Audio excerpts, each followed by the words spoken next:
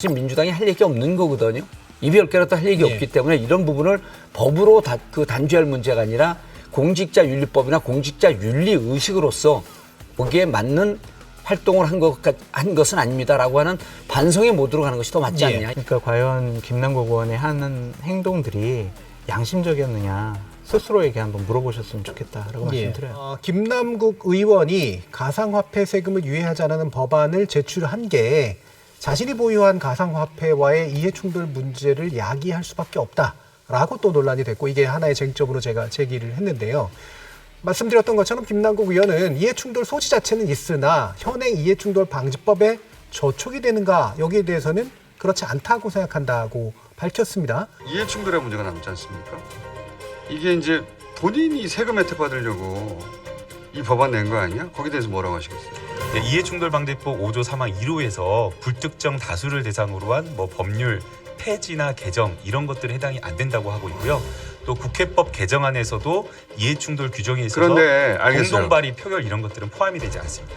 사실 김남국 의원이 저것을 저렇게 이제 방송사에 나와서 저렇게 설명하는 것은 물론 자기 방어권적인 측면에서 얘기는 할 수 있겠지만 저거는 결국 검찰에 들어가도 문제가 안 돼요. 그러니까 법적인 문제는 없습니다. 이 자체는 법적인 문제는 없다. 법적인 문제는 없고 어떻게 돼 있었냐면 그때 당시에 대표 발의가 이제 노웅래 의원인데 노웅래 의원이 민주당 민주연구원 원장 시절이에요.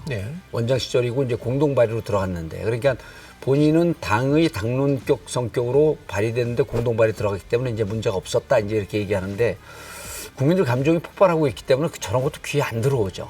김남국 의원이 뭐 답답한 심정에서 나와서 저런 얘기를 했지만 저게 국민 귀에 안 들어옵니다. 그래서 이것은 법적 측면으로 다룰 문제가 아니라 국회의원의 직무윤리로 다뤄야 될 문제. 그리고 또 이해충돌 방지법이나 이런 법이 왜 국회 오면은 솜방망이가 되고 왜 힘을 발휘 못하는가 이런 측면에서 접근하는 게 오히려 더 맞다고 봅니다. 애초에 법적으로 불법은 아니지만 국민 감정의 관점에서 다뤘어야 되고. 오히려 이제 만약에 김남국 의원께서 불법성이 있다고 한다면 아까 장 소장님이 지적한 그런 부분들, 자금의 출처가 어디에 있었느냐, 그리고 많은 아주 작은 코인들 이런 것에 대한 투자가 내부 정보에 기인한 거냐, 이렇게 되면 이제 심각해지죠 사안이. 그리고 이거는 검찰 수사로 넘어갔고 그리고 본인도 검찰 수사를 성실히 받겠다고 하니까 그거는 또 별건의 문제일 것 같습니다.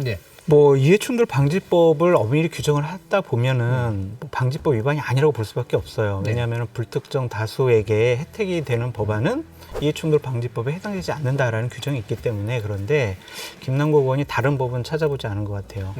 공직자윤리법이 있어요. 거기에는 이해충돌 방지 의무가 있습니다. 거기에 뭐라고 돼 있냐면 공직자는 공익을 우선으로 성실하게 직무를 수행해야 한다라고 2조에 나와 있고요. 3조에는 어떻게 나와 있냐면 공직자는 공직을 이용하여 사적 이익을 추구해서는 안 된다라고 나와 있습니다. 그러니까 이런 부분들이 아까 말씀드렸듯이 검찰 수사로 만약에 어떠한 대가를 바라고 어떠한 내부 정보를 이용을 해서 이런 투자가 이루어졌다면 이건 이해충돌 방지 의무를 전적으로 위반한 거다라고 볼 수밖에 없고요. 헌법 제46조에 의하면요, 국회의원은 청렴의 의무가 있습니다. 그리고 국가 이익에 우선해서 양심에 따라 이렇게 국회의원의 직을 행한다라고 되어 있거든요. 그러니까 이러한 도덕적인 윤리적인 부분도 헌법과 국회법과 공직자윤리법에 규정이 되어 있기 때문에 법을 위반하지 않았다라고 본인이 선을 긋는 것조차도 잘못된 판단이다라고 말씀드려요. 지금 인터뷰한 내용을 들어보게 되면 이해충돌 방지법에 대해서 한정적으로만 얘기했고요.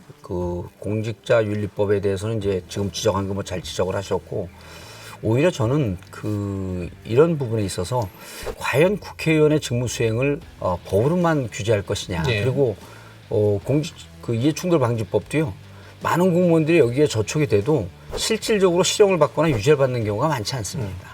이렇게 지금 김남국 의원처럼 공직자들이 직무를 성실하게 이행하지 않고 국민 감정 눈높이하고도 배치되고 그랬을 때는 조금 더 수준 높은, 좀 더 강도 높은 직무 윤리에 관한 것을 특히 선출직인 국회의원들에게는 조금 더 강도 높은 직무 윤리에 관한 법률이 있어야 되는 거 아닌가 하는 문제 제기를 늘 하거든요.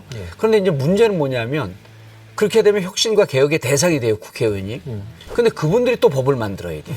그래서 제가 아까 말씀드렸듯이 국회만 오면 이 법이 솜방망이가 되고 맥을 못 춥니다. 그래서 저는 김남국 의원 건도 많은 국민들이 보고 계시지만 아까도 말씀드렸지 민주당이 할 얘기 없는 거거든요.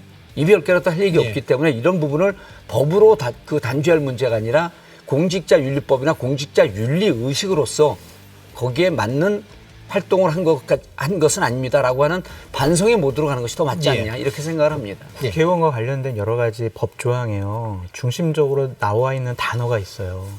양심. 그러니까 과연 김남국 의원의 하는 행동들이 양심적이었느냐 스스로에게 한번 물어보셨으면 좋겠다라고 말씀드려요.